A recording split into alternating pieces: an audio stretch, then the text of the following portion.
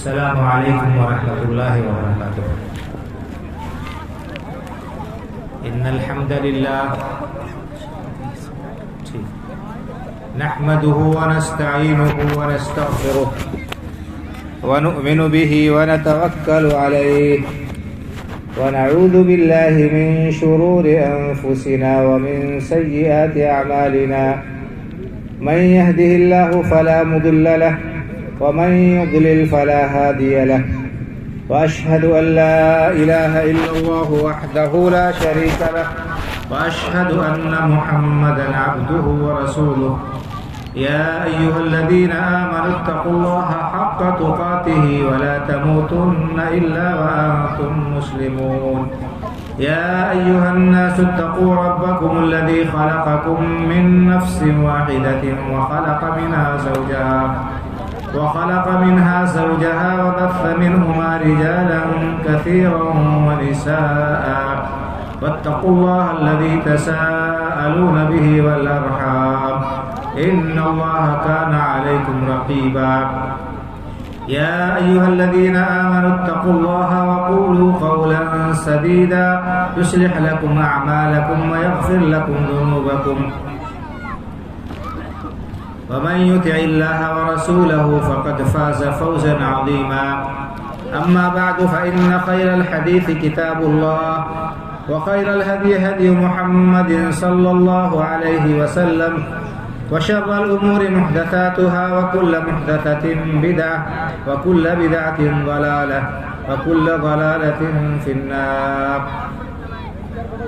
فأعوذ بالله من الشيطان الرجيم وكل إنسان ألزمناه طائره في عنقه ونخرج له يوم القيامة كتابا يلقاه منشورا اقرأ كتابك كفى بنفسك اليوم عليك حسيبا رب اشرح لي صدري ويسر لي أمري واحلل عقدة من لساني يفقه قولي سبحانك لا علم لنا إلا ما علمتنا إنك أنت العليم الحكيم۔ ہر قسم کی حمد و ثنا کا مستحق اکیلا اللہ تعالی ہے جو ہم سب کا خالق و مالک، پروردگار و پالنہار ہے، اور وہی اکیلا عبادت کے لائق ہے، اس کے سوا کوئی بھی ہستی عبادت کے لائق نہیں۔ اب اس پاک پروردگار کی حمد و ثنا بیان کرتے ہیں۔ بے شمار صلاۃ و سلام نازل ہو سید الاولین والآخرین، امام الانبیاء والمرسلین، شفیع المذنبین جناب محمد رسول اللہ صلی اللہ علیہ وسلم پر، آپ کے آل اولاد و متبعین پر۔ محترم حاضرین، دینی و ملی بھائیوں اور بزرگوں، پردہ نشین خواتین، اسلامی عقائد میں آخرت کا عقیدہ بہت ہی زیادہ اہمیت کا حامل۔ اللہ کے رسول صلی اللہ علیہ وسلم کی بعثت ہوئی تو آپ نے سب سے زیادہ جس چیز کو واضح طور پر بیان کیا، اور قرآن کریم کے اندر جس چیز کے سلسلے میں سب سے زیادہ آیات نازل ہوئی، ان میں عقیدہ توحید اور عقیدہ آخرت بنیادی حیثیت کے حامل ہیں۔ آپ دیکھیں تو مکی زندگی کے 13 سال میں اللہ کے رسول صلی اللہ علیہ وسلم نے لوگوں کے سامنے جس چیز کی سب سے زیادہ وضاحت کی، جس بات کو بار بار بیان کیا، وہ اللہ کی توحید اور آخرت کا بیان۔ یعنی ایک دن ایسا آنے والا ہے جب سارے انسانوں کو دوبارہ اٹھایا جائے گا، زندہ کیا جائے گا، اللہ کی بارگاہ میں انہیں پیش کیا جائے گا، اور انسان کے چھوٹے بڑے ہر عمل کا حساب لیا جائے گا۔ یہ عقیدہ آخرت انسان، فرد اور معاشرے دونوں کی اصلاح کے لیے بہت ہی اہم اور لازمی اور ضروری عقیدہ ہے۔ جس شخص کے دل میں یہ بات بیٹھ جائے کہ اسے اللہ کے حضور حاضر ہونا ہے اور اپنے کیے دھرے سب کا اسے حساب دینا ہے اور اس کے مطابق اسے جزا اور سزا ملے گی، ایسا انسان کبھی غلط کاری نہیں کر سکتا، گناہ کی طرف اس کے قدم نہیں بڑھیں گے، ظلم و زیادتی کی جرات اور ہمت اسے نہیں ہوگی، کسی کے اوپر وہ دست درازی کرنے کی اپنے اندر ہمت نہیں پائے گا۔ کیوں؟ اس لیے کہ اس کو یہ یقین ہے کہ اس کا یہ عمل اللہ کے یہاں ریکارڈ ہو رہا ہے اور اس کا اسے پورا بھلا ملے گا۔ آپ دیکھیں گے، پڑھیں گے، آپ نے سنا ہوگا کہ نبی کریم صلی اللہ علیہ وسلم کی بعثت سے پہلے عرب کا کیا حال تھا۔ نبی کریم صلی اللہ علیہ وسلم کے نبوت اور رسالت سے سرفراز ہونے سے پہلے عرب کے اندر کتنی برائیاں پائی جاتی تھیں، شرک اور کفر کے علاوہ اخلاقی برائیاں، معاملات کی خرابی، ظلم و زیادتی اور تمام قسم کے بگاڑ ان کے اندر پائے جاتے تھے۔ لیکن جب ان کے ذہن میں یہ بات اچھی طرح سے بیٹھ گئی، اس بات کا یقین ہو گیا کہ انہیں اللہ کے بارگاہ میں حاضر ہونا ہے اور اپنے اعمال کا حساب دینا ہے، ان کی حالت بالکل بدل گئی۔ دنیا کی وہ وحشی قوم امامت کے مرتبے پر فائز ہو گئی اور ایسا پرامن معاشرہ وجود میں آیا جس کی مثال اور نظیر پیش کرنے مشکل ہے۔ تو یہ عقیدہ آخرت بہت ہی اہم اور بنیادی عقیدہ ہے۔ افسوس یہ ہے کہ آج ہمارے ذہنوں سے ہم اپنے آپ کو مسلمان کہتے ہیں، اس کے باوجود بھی یہ عقیدہ ہمارے ذہنوں سے محو ہوتا جا رہا ہے اور ہم آخرت میں اللہ کے سامنے حاضری کو بھلا بیٹھے ہیں۔ تقریباً ہمارے ذہنوں سے یہ چیز نکلتی جا رہی ہے۔ تو ضرورت اس بات کی ہے کہ ہم اس عقیدے کو تازہ کریں اور اس بات کا پختہ یقین کریں ہم کہ ہم جو کچھ بھی کر رہے ہیں وہ سب ریکارڈ ہو رہا ہے، نوٹ ہو رہا ہے اور ہم نے جو کچھ کیا ہے اس کا ہمیں سامنا کرنا ہی پڑے گا۔ آج دنیا میں انسان جرم کرتا ہے اور اس کے بعد کوئی اس کا پشت پناہ ہو جاتا ہے، کوئی اس کی پشت پناہی کرتا ہے، کوئی اس کے سر پر ہاتھ رکھتا ہے، کوئی اس کو بچا لیتا ہے۔ اللہ رب العالمین کے ہاں ایسا کوئی معاملہ نہیں ہوگا۔ ہر انسان ہوگا، اس کا عمل ہوگا۔ کوئی بھی قریب سے قریب انسان بھی اللہ کی بارگاہ میں کسی کے لیے زبان کھولنے کی جرات اور ہمت نہیں کر سکتا جب تک اللہ رب العالمین کی اجازت نہ ہو جائے۔ من ذا الذی یشفع عنده الا باذنہ، آپ سب کو آیت الکرسی یاد ہوگی، اس کے اندر اللہ رب العالمین نے یہ بات بھی بیان فرمائی ہے، من ذا الذی یشفع عنده الا باذنہ، کون ہے وہ ہستی، کس کے پاس میں وہ طاقت اور پاور ہے جو اللہ کی بارگاہ میں اس کی اجازت کے بغیر کسی کے لیے زبان کھول سکے، کوئی اس کے اوپر دباؤ بنا سکے اور کوئی اسے اس کا فیصلہ بدلنے پر مجبور کر سکے، کوئی نہیں۔ اللہ نے فرمایا وَلَا يَشْفَعُونَ إِلَّا لِمَنِ ارْتَضَىٰ، اللہ کے جو پیغمبر ہیں اور فرشتے ہیں، اللہ کے نیک بندے ہیں، اللہ رب العالمین کی اجازت کے بغیر وہ کسی کے لیے زبان کو حرکت نہیں دے سکتے، کسی کی سفارش نہیں کر سکتے۔ تو ہر انسان ہوگا، اس کا عمل ہوگا۔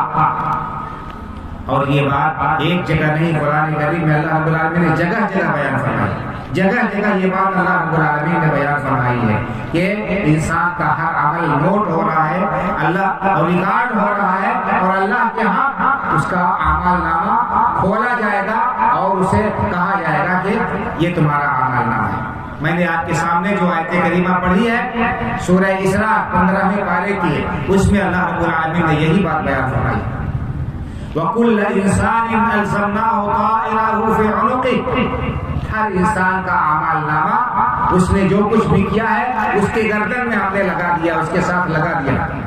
وَنُخْرِجُ لَهُ يَوْمَ الْقِيَامَةِ كِتَابًا يَلْقَاهُ مَنشُورًا، اور ہم قیامت کے دن اس کے لیے اس کا اعمال نامہ، اس کی کتاب اس کے سامنے رکھ دیں گے، کھلی ہوئی کتاب ہوگی اس کا اعمال نامہ۔ اقرأ کتابک کفیٰ بنفسک اليوم علیک حسیبا، کہا جائے گا کہ یہ تیرا اعمال نامہ ہے، اس میں تیرے سارے کرتوت درج ہیں، تو نے جو کچھ بھی کیا تھا سب کچھ ریکارڈ ہے، آج پڑھ لے اس اعمال نامے کو اور تو خود اپنا حساب کرنے کے لیے کافی ہے۔ اور اللہ رب العالمین نے قرآن کریم میں کیا فرمایا؟ وَإِنَّ عَلَيْكُمْ لَحَافِظِينَ كِرَامًا كَاتِبِينَ يَعْلَمُونَ مَا تَفْعَلُونَ، لوگوں تمہارے اوپر اعمال کو نوٹ کرنے والے فرشتے مقرر ہیں۔ وَإِنَّ عَلَيْكُمْ لَحَافِظِينَ، اعمال کو نوٹ کرنے والے فرشتے مقرر ہیں تمہارے اوپر، کِرَامًا كَاتِبِينَ، جو بہت ہی معزز ہیں اور لکھنے والے ہیں، سب کچھ لکھتے ہیں۔ يَعْلَمُونَ مَا تَفْعَلُونَ، تم جو کچھ بھی کرتے ہو سب کا انہیں پتہ ہوتا ہے، کوئی ایک چیز بھی وہ چھوڑیں گے نہیں۔ اور اللہ رب العالمین نے فرمایا کہ كُلُّ أُمَّةٍ تُدْعَىٰ إِلَىٰ كِتَابِهَا، ہر امت کو اس کے اعمال نامے کی طرف بلایا جائے۔ وَتَرَىٰ كُلَّ أُمَّةٍ جَاثِيَةً كُلُّ أُمَّةٍ تُدْعَىٰ إِلَىٰ كِتَابِهَا الْيَوْمَ تُجْزَوْنَ مَا كُنتُمْ تَعْمَلُونَ هَٰذَا كِتَابُنَا يَنطِقُ عَلَيْكُمْ بِالْحَقِّ إِنَّا كُنَّا نَسْتَنسِخُ مَا كُنتُمْ تَعْمَلُونَ۔ اللہ نے فرمایا کہ قیامت کا دن ایسا ہولناک دن ہوگا، ایسا خطرناک دن ہوگا، سارے کے سارے لوگ گھٹنوں کے بل ہو جائیں گے، کھڑے ہونے کی طاقت نہیں ہوگی۔ اللہ کا خوف اور دہشت اس قدر طاری ہوگی لوگوں کے اوپر کہ ان کے اندر کھڑے ہونے کی طاقت نہیں ہوگی، گھٹنوں کے بل ہو جائیں گے۔ كُلُّ أُمَّةٍ تُدْعَىٰ إِلَىٰ كِتَابِهَا، اور ہر ایک کو اس کے اعمال نامے کی طرف بلایا جائے گا، کہا جائے گا کہ اليوم تجزون ما كنتم تعملون، آج تم جو کچھ بھی دنیا میں کرتے تھے سب کا پورا پورا بدلہ تمہیں ملے گا۔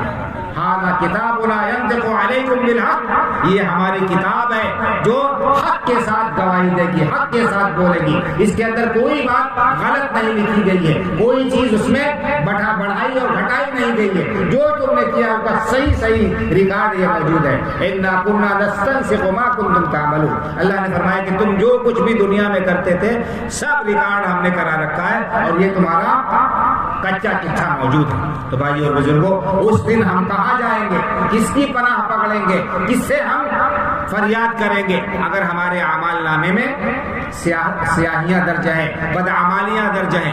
آج تو ہم اندھیرے میں چھپ کر برائیاں کر لیتے ہیں، لوگوں کے نگاہوں سے ہٹ کر غلط کاریاں کر لیتے ہیں، اس کے بعد اگر پکڑے بھی جاتے ہیں تو جھوٹ بول کر، جھوٹی قسمیں کھا کر ہم اس کا جو ہے کسی طرح سے نپٹارا کرا لیتے ہیں، رشوت کے ذریعے سے، دباؤ کے ذریعے سے، اثر و رسوخ کے ذریعے سے۔ لیکن اللہ رب العالمین کے ہاں یہ کچھ بھی نہیں چلے گا، اور اللہ تعالیٰ اس بات کا یقین رکھیے کہ اللہ تعالیٰ ہمارے ہر عمل کو، ہر حرکت کو ریکارڈ کرا رہا ہے اور کوئی بھی عمل ادھر ادھر نہیں ہو سکتا۔ آج دنیا، پہلے لوگ اس بات کا انکار کرتے تھے، مذاق اڑاتے تھے کہ کہاں فرشتے ہیں، نظر نہیں آ رہے، ہمارے کندھوں پر کوئی بوجھ نہیں نظر آ رہا۔ اللہ نے فرمایا کہ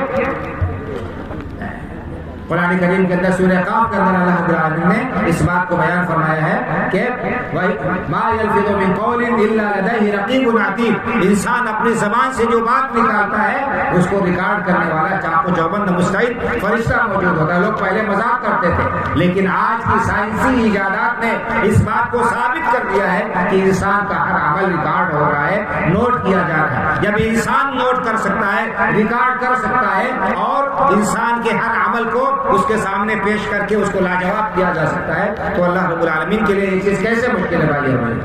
آج دیکھ لیجئے، یہ موبائل ہر ہاتھ میں پایا جاتا ہے اور اس کے ایک بٹن پر کلک کر کے ایک چھوٹا سا بچہ بھی ہر چیز کو اس کے اندر ریکارڈ کر لے رہا ہے، آڈیو ویڈیو سب کچھ اس کے اندر ریکارڈ ہو رہا ہے، اور جب چاہتا ہے انسان جتنی بار چاہتا ہے اس کو دیکھ لیتا ہے۔ تو ایک ثبوت یہ ہے کہ اللہ رب العالمین کے لیے کوئی چیز مشکل نہیں۔ ایک انسان جب پلاسٹک اور لوہے کے ذریعے سے اور معمولی چیزوں کے ذریعے سے ایسا انتظام کر سکتا ہے کہ وہ تمام چیزوں کو ریکارڈ کر لے، نوٹ کر لے، تو اللہ کے لیے کیا مشکل ہے؟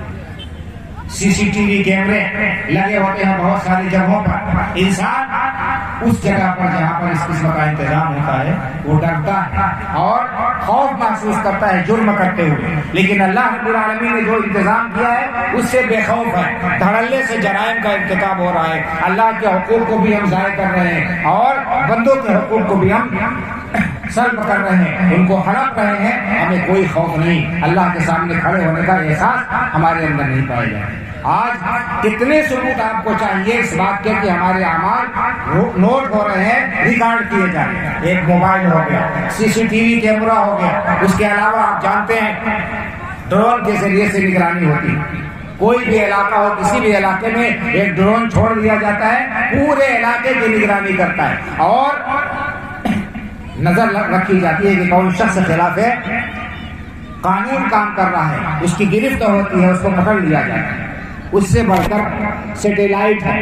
سیٹلائٹ فضا میں ہے, لیکن کسی بھی ملک کے کسی بھی علاقے پر اس کو فوکس کر کے وہاں کیا کچھ ہو رہا ہے سب کچھ نوٹ کیا جا رہا ہے اور سب کچھ پتہ لگا لیا جا رہا ہے. تو یہ انسان ہے, یہ ٹیکنالوجی ہے, اتنی ترقی کر چکی ہے بھائی اور بزرگوں. اللہ رب العالمین جو خالق کائنات ہے, اتنی بڑی کائنات کو بنایا ہے, اس کے لیے کیا مشکل ہے کہ وہ تمام چیزوں کو ریکارڈ تیار کرے اور ہمارے سامنے. تو ہم دنیا کے سامنے فضیلت سے, رسوائی سے ڈرتے ہیں اور لوگوں سے بچنے کی کوشش کرتے ہیں اور جرم چھپ چھپ کر کرنے کی کوشش کرتے ہیں. لیکن اللہ رب العالمین کے سامنے کھڑے ہونے کا کتنا احساس ہمارے اندر پایا جاتا ہے, یہ سوچنے کی بات ہے بھائی اور بزرگوں. غور کرنے کی ضرورت ہے. ہم اپنے گریبان میں جھانکیں اور اپنا احتساب کریں, اپنا محاسبہ کرے. کل قیامت کے دن ہمیں رونا نہ پڑے اور پچھتانا نہ پڑے, افسوس نہ کرنا پڑے کہ کاش کہ ہمیں موقع مل جاتا ہے دنیا میں جانے کا, تاکہ ہم اپنا حساب کتاب برابر کر لیتے, تاکہ ہم اپنے غلط کاریوں سے توبہ کر کے پھر اللہ کی طرف رجوع کر لیتے. ایسا موقع ملنے والا نہیں ہے. روئیں گے جہنمی, پچھتائیں گے, گڑ گڑائیں گے. وقالوا ونادوا یا مالک لیقضی علینا ربک قال انکم ماکثون. یہ کہیں گے کہ اے مالک, اے داروغہ جہنم, کاش کہ ہمیں موت آ جائے. اللہ رب العالمین ہمیں موت دے دے تاکہ اس عذاب سے بچ جائے. اس وقت کا رونا پیٹنا کچھ کام نہیں آئے گا.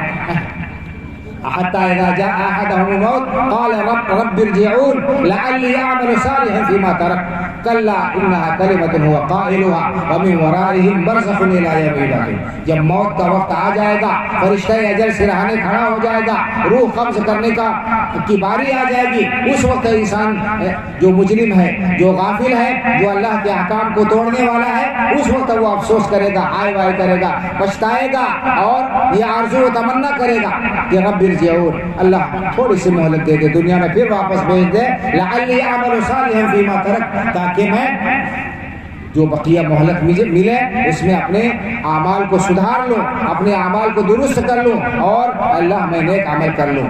اللہ نے فرمایا کلا انها کلمۃ هو قائلها ومن ورائهم برزخ الى یوم یبعثون. اب جب فرشتہ اجل پہنچ گیا ہے, جب روح حلق پر آ کر اٹک گئی ہے, اس وقت آرزو کرنے سے کچھ بھی فائدہ حاصل ہونے والا نہیں ہے, تمہیں مہلت ملنے والی نہیں ہے. تو بھائی اور بزرگوں, یہ عقیدہ آخرت, اس کا بیان قرآن کریم کے اندر جگہ جگہ کیا گیا ہے. اور اللہ کے رسول صلی اللہ علیہ وسلم کی مکی زندگی میں آپ دیکھیں گے قرآنی آیات جو نازل ہوئی اور آپ کے دعوت و ارشاد کا جو خلاصہ ہے, محور اور مرکز ہے, وہ دو ہی چیزیں ہیں, ایک توحید اور ایک عقیدہ آخرت. یہ عقیدہ آخرت ہمارے اندر سے کمزور ہوتا جا رہا ہے. اس کا سب سے بڑا ثبوت ہماری بے عملی اور بد عملی. اگر ہم آخرت پر یقین رکھتے, اگر ہمیں اس بات کا یقین ہوتا کہ اللہ کے حضور حاضر ہونا ہے, تو ہماری عملی زندگی وہ نہیں ہوتی جو ہے.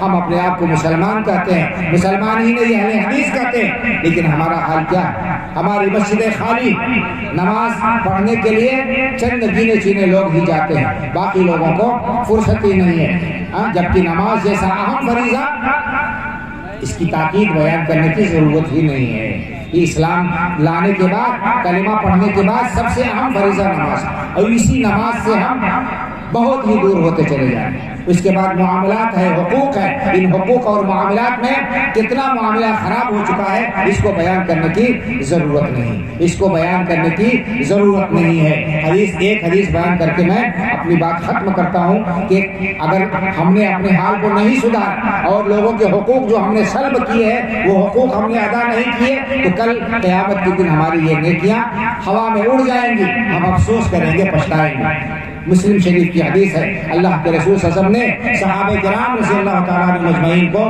پوچھا، ان سے سوال کیا، اتدرون ما المفلس؟ میرے صحابہ تمہیں پتا ہے مفلس کون ہے، حقیقی محتاج کون ہے؟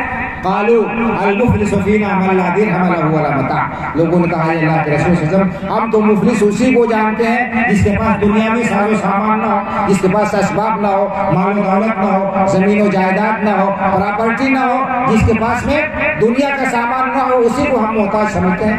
آپ نے فرمایا کہ المفلس من امتی یاتی یوم القیامہ بکثیر صلاۃ و صوم وزکاۃ ویأتی وقد شتم هذا وسفك دم هذا وضرب هذا وأكل مال هذا فيؤتى هذا من حسناته وهذا من حسناته۔ آپ نے فرمایا کہ میری امت کا حقیقی مفلس وہ شخص ہوگا جو قیامت کے دن آئے گا، اس کے اعمال نامے میں ڈھیر ساری نیکیاں ہوں گی، حقوق اللہ اس نے خوب ادا کیے ہوں گے، نمازیں بڑی کثرت سے پڑھی ہوں گی، روزے نفلی بڑی کثرت سے رکھے ہوں گے، مال بہت خرچ کیا ہوگا، لیکن حقوق اللہ کا وہ خیال کرتا تھا، حقوق العباد سے غافل تھا، لوگوں کے اوپر ظلم و زیادتی کرتا تھا، آئے گا کسی کو تماچا مارا ہوگا، کسی کا مال ہڑپا ہوگا، کسی کے اوپر جھوٹا الزام لگایا ہوگا، کسی کی عزت پر حملہ کیا ہوگا، کسی کی عزت پامال کی ہوگی، اس طرح سے لوگوں کے اوپر اس نے ظلم کیا ہوگا تو لوگوں کو اس کی نیکیوں سے بدلہ دیا جائے گا، جتنا ظلم جس کے ساتھ کیا ہوگا اسی کے بقدر اس کی نیکیاں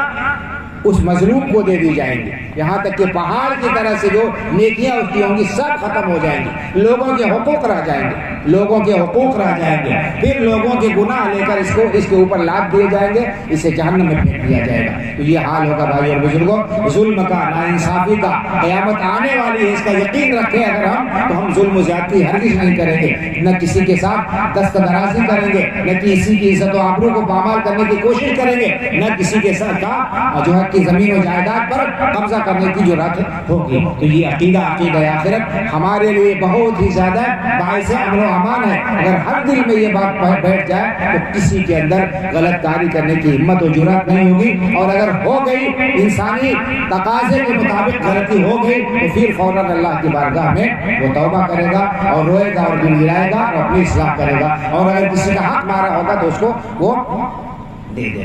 تو اس عقیدے کو ہم تازہ کریں بھائی اور بزرگوں، اور عقیدہ آخرت کا جو ہے ہمارے دل میں پختہ یقین ہو، اور اس کے مطابق ہم تیاری کریں کہ اللہ کے بارگاہ میں ہمیں حاضر ہونا ہے، اپنے اعمال کو درست کر لیں، اپنی اصلاح کر لیں، تاکہ کل قیامت کے دن پچھتاوا نہ ہو، ہمیں افسوس نہ کرنا پڑے۔ وقت میرا ختم ہو چکا، یہیں پر اپنی گفتگو روکتا ہوں۔ اللہ رب العالمین سے دعا کرتا ہوں کہ اللہ تعالیٰ ہمارے عقیدے عمل کی اصلاح فرمائے، اللہ تعالیٰ ہمیں آخرت کے لیے تیاری کرنے کی توفیق عطا فرمائے، ایک دوسرے کے حقوق کو پہچاننے اور ادا کرنے کی توفیق عطا فرمائے۔ ہم نے اگر ہم سے جو کچھ جانے انجانے میں غلطیاں ہوئی ہیں اللہ تعالیٰ اسے درگزر فرمائے اور ہمارے ساتھ بہترین معاملہ کرے، دنیا اور آخرت دونوں جگہ ہمیں سرفروغ عطا فرمائے اور کامیاب بندوں میں شامل فرما لے، آمین۔ اقول قولی ھذا واستغفر اللہ لی ولکم ولسائر المسلمین۔